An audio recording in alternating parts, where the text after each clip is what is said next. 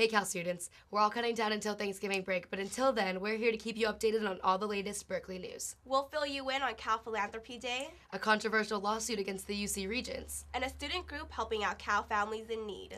We've got all this and more coming up right now on the Berkeley Beat. On Cal Philanthropy Day last Tuesday, students celebrated the generosity of donors whose private gifts to the school surpassed state funding this past year. Cal TV's Jake Lefferman has more on this. What if your semester ended today?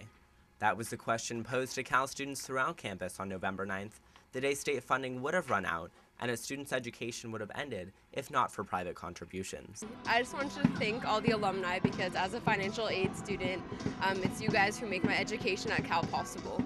So thanks. Students signed thank you cards to alumni and donors, wrote to the state legislature asking for increased funding, and participated in a video testimonial to be sent to Cal contributors. Thank you so much for all your support and funding my education here at UC Berkeley. Keynote speaker and ASUC President Noah Stern discussed the importance of philanthropic gifts for everything from classroom expenses to the athletics programs. So we hope that the state and our philanthropists continue to contribute, and we want to thank all of them for their support, and of course, go Bears. This year, private gifts have surpassed state funding by $5 million, and Cal students are taking the time to thank the donors and contributors who make their education possible. For Cal TV, I'm Jake Lefferman, back to you in the studio. In other news, preliminary hearings for the lawsuit against the UC Board of Regents regarding Memorial Stadium renovations have been postponed. Members of a group called Stand Up for Berkeley are suing the Regents for approving an addendum to the original project outline of renovating the 87-year-old stadium. The Berkeley group claims that since the stadium sits on top of the Hayward Fault, modifications to the stadium violate the Alquist-Priolo Earthquake Fault Zoning Act. However, campus officials say that since the additions are not major, there should be no problems with starting construction on the stadium. A 3-year-old contract between AC Transit and bus drivers has expired. A new contract proposed by the bus agency is projected to save $15.7 million by freezing work wages as well as initiating work rule changes and co-payment policies for medical care and employee health insurance. Upset with this new contract, 20% of drivers that belong to the union called in sick, and as a result, passengers faced widespread delays and missed buses.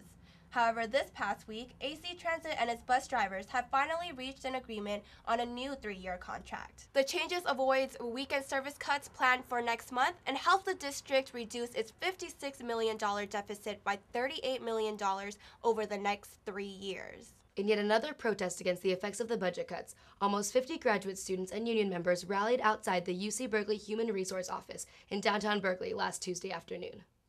Protesters claim that the UC has not been engaging in fair contracts regarding wage increases and benefits. At the end of the rally, protesters entered the HR building and were eventually able to speak with the office's labor relations advocate and the UC senior negotiator.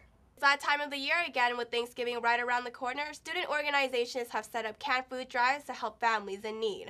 But rather than donating to families outside of the campus community, one student organization called Hermanas Unidas de UC Berkeley is donating canned foods to Cal students who are also parents. We have a lot of stress as students, but imagine if you had a son and a daughter and a wife that you also had to worry about.